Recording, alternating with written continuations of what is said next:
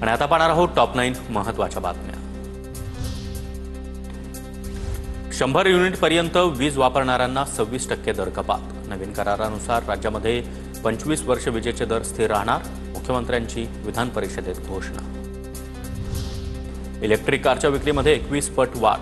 Charging stations देखील 3 वर्षात 5 पट वाढले। 2028 पर्यंत भारतात इलेक्ट्रिक कार विक्रीचे आकडे नव्या उंचीवर जाण्याचा अंदाज। धुळे सोलापूर महामार्गावर धावत्या अर्टिगा गाडीनं पेट घेतला।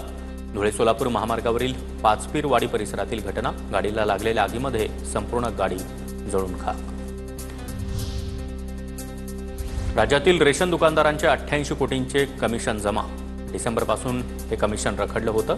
कमिशन मिळत नसल्यामुळे रेशन दुकानदारांनी राज्य सरकारकडे विचारणा केली होती। शाळांच्या फीबाबत लवकरच नियमावली येणार। शैक्षणिक शुल्क वाढीबाबत नियम लागू करणार। शालेय शिक्षण मंत्री दादा भुसेंची माहिती।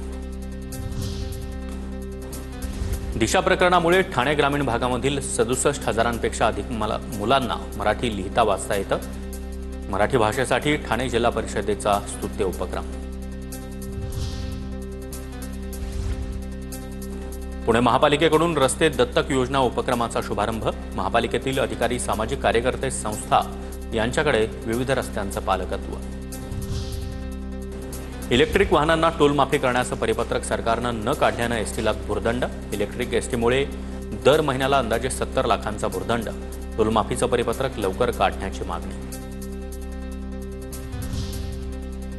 भारताच्या आर प्रज्ञानंदची फ्रीस्टाईल बुद्धिबळ ग्रँड स्लॅम स्पर्धेमध्ये दमदार कामगिरी।